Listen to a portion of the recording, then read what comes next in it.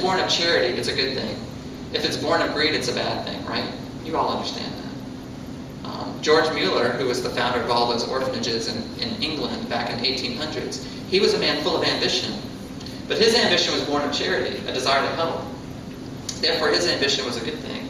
But John D. Rockefeller, his ambition was born of greed, right? And so what did his ambition get him? It got him a life of emptiness, sadness, unfulfillment, and ultimately despair. Because he couldn't find joy in his ambition. So I'm not saying ambition is entirely a bad thing, but you need to understand, all of you, that none of you were born with sacred ambitions. The Bible tells us so. You are all born with selfish ambitions. And so you're going to have to surrender your selfish ambitions at some point and have adopted into your life sacred ones. You're going to have to become, God's ambition is going to have to become yours. And I don't know how else to do that other than by being planted in God and surrendering your ambitions. You can't have both. So you must surrender them all. And so that's my next charge to you right there.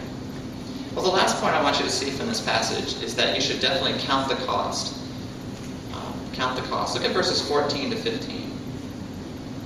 I love this. They will still yield fruit in old age. It's talking about righteous folks. Still using the analogy of palms and cedars. They will still yield fruit in old age. They shall be full of sap and very green. Or they shall be fat and very green.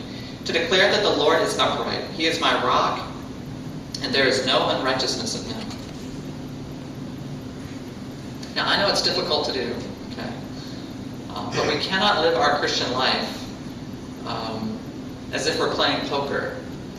We need to live our Christian life as though we're playing chess. Poker is the perfect game for the modern American mind because it lives in the moment. There's no need to do any long-term reflection or thought, really, in playing poker. You deal with the hand that you have and what cards are on the table at present. There's no real thought for the future. Chess is not a game for the modern mind because we're living such reactionary lives. But what the psalmist here is saying is that for us in righteousness, we need to be thinking not about today and how to survive today or how to survive this week, but in our lives with God and in our efforts at righteousness, we need to be thinking about tomorrow and next week, next month, next year. We need to be thinking about the end of our lives if we're going to know righteousness. Turn with me for just a minute to Luke chapter 14. I'll just let Christ make this point. Look at Luke chapter 14, verses 25 to 33.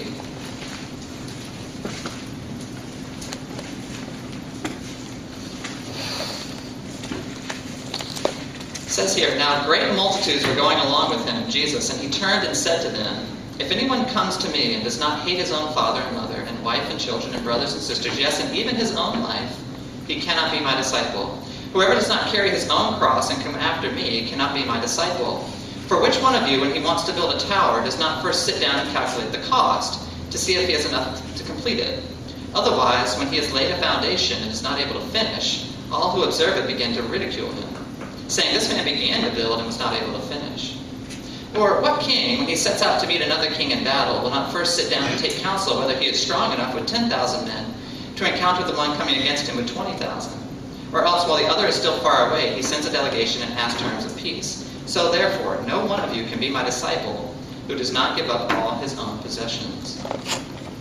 What I'm saying here is at the outset, what is it going to take for you to be old, to be long time, to be a Christian a long time, and still be full of sap and very green, to still be bearing fruit at the end?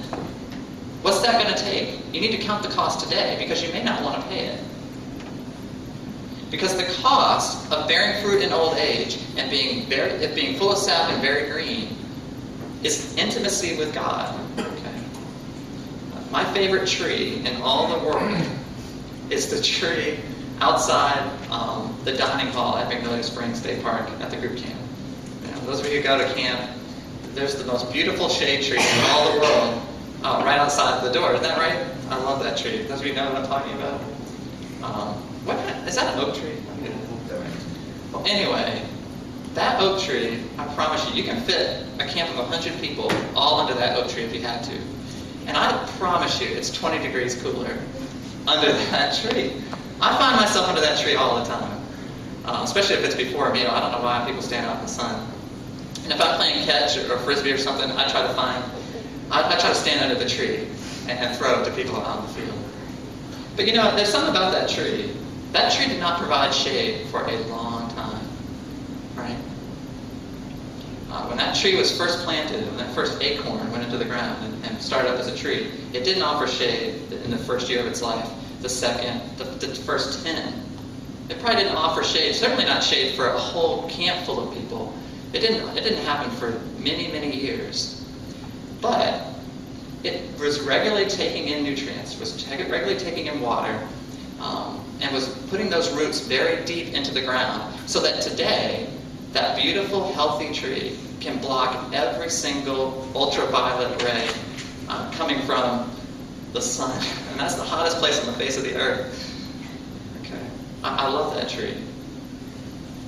I want to be that kind of tree in the future.